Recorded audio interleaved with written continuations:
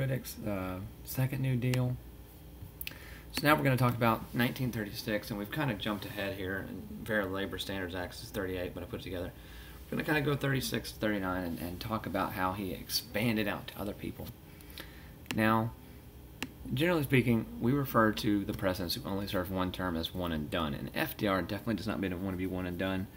So, in actuality of him passing his Second New Deal in 35, the whole goal was to get him reelected. The man who opposes FDR and who's Republican and wants to go back conservative, his name is Alf Landon. And now Alf Landon wanted to go away. He wanted to go back to the normalcy thing. He wanted to go to higher tariffs and things of that nature. And remember, we said FDR's New Deal is not solving the Depression, but people are distracted. They have a job, they're out doing something, and they feel productive in their life. They're not just sitting around moping about their problems, kind of like they were in Hoover. So Alf Landon will not win. FDR is elected to his second term.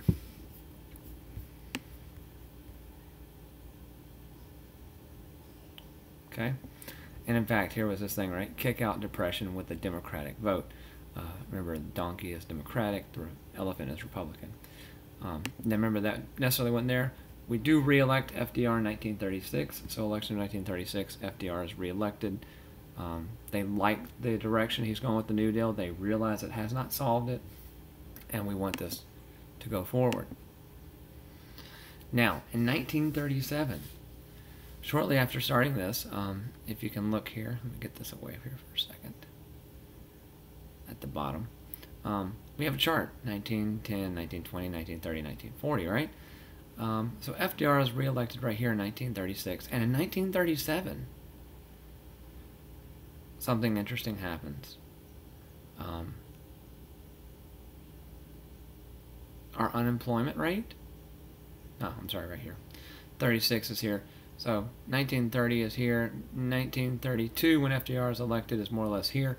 And so it still spikes. It's beginning to go down. And then in 1936, when he's re-elected, in 1937, unemployment spikes again. That means that this is not working. So that's an interesting thing, right? We call it the recession of 1937. A recession is basically a mini depression.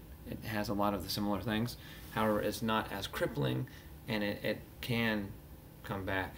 Easiest way to think about it is if you think of a wave.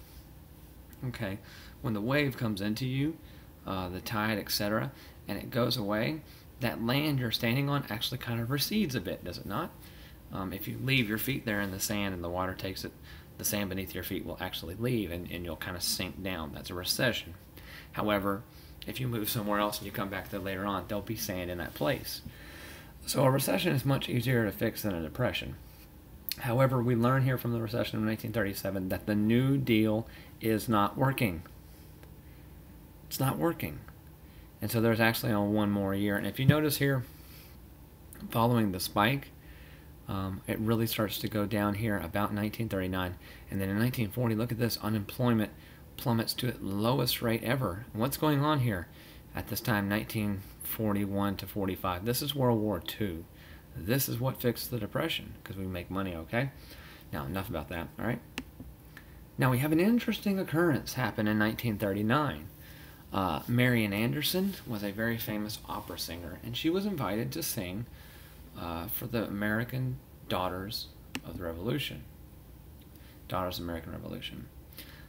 They actually boycotted and said they did not want a black singer. And so this actually kind of upset the president of this organization, so much so that she gave up her appointment. And the woman who gave up her appointment as president of Daughters of the American Revolution was none other than Eleanor Roosevelt. That's FDR's wife.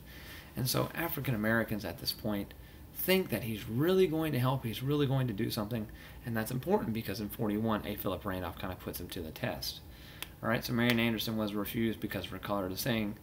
Eleanor Roosevelt kind of backed her up on it, and people thought that they would help out African Americans, which they had not done in the coming up on 8 years of his presidency. They really hadn't done much to help out African Americans.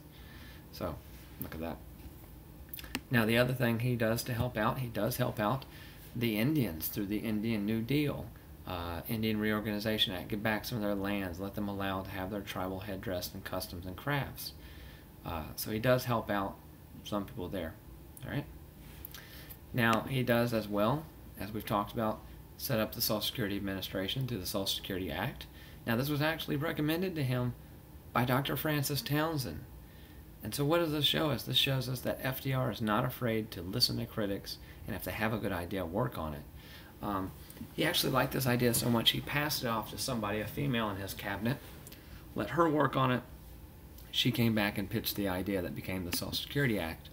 Her name is Frances Perkins. Now notice Francis Townsend is with an I, Frances Perkins with an E. It's kind of one of those unisex names. I is male, E is female.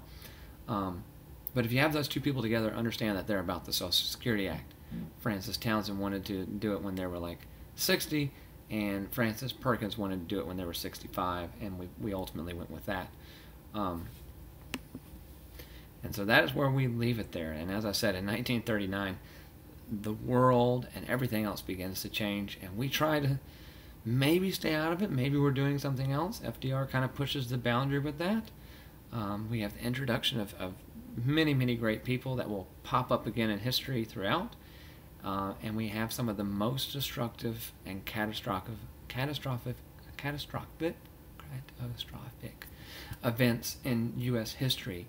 The Holocaust, the dropping of the atomic bomb, just the bloody onslaught of Blitzkrieg, the Bataan Death March. There's tons of stuff that is horrible in World War II, and we're going to look at those things, all right? So